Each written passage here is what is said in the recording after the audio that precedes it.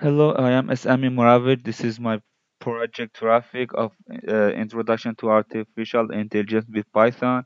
Before I explain my code, I will run it because it takes a few minutes to get completed. Okay, as the specification says, I have to implement two functions, load data and get model. Here is the load data function. There are two variables, image as labels to store the image and labels respectively. Then every category in the data direction is read, and also every image in the each category is read too.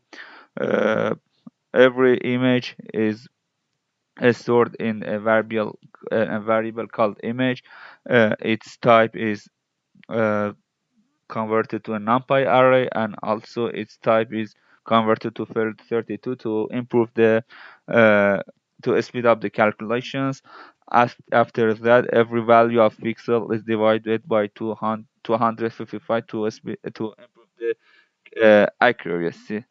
After that, every image is resized to the specified size, which is 30 pixels by 30 pixels.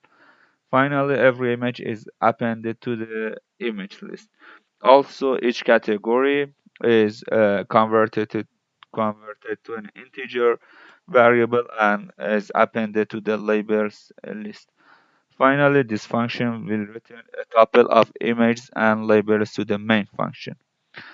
Okay, now we will go to the get model function. Here I have defined a sequential model with this state statement. After that, I have added a convolutional layer. This layer has 64 filters.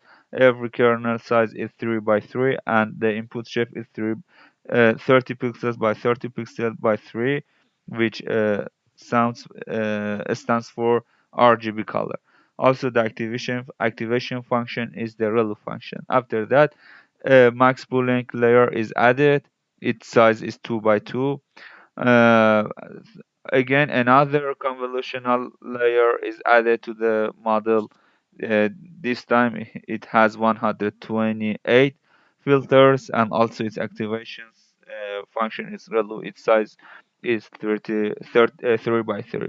Another max boolean layer is added, and finally it is flattened. The convolutional network is flattened. After that, a hidden layer with 256 is added to the model. Its activation is relu.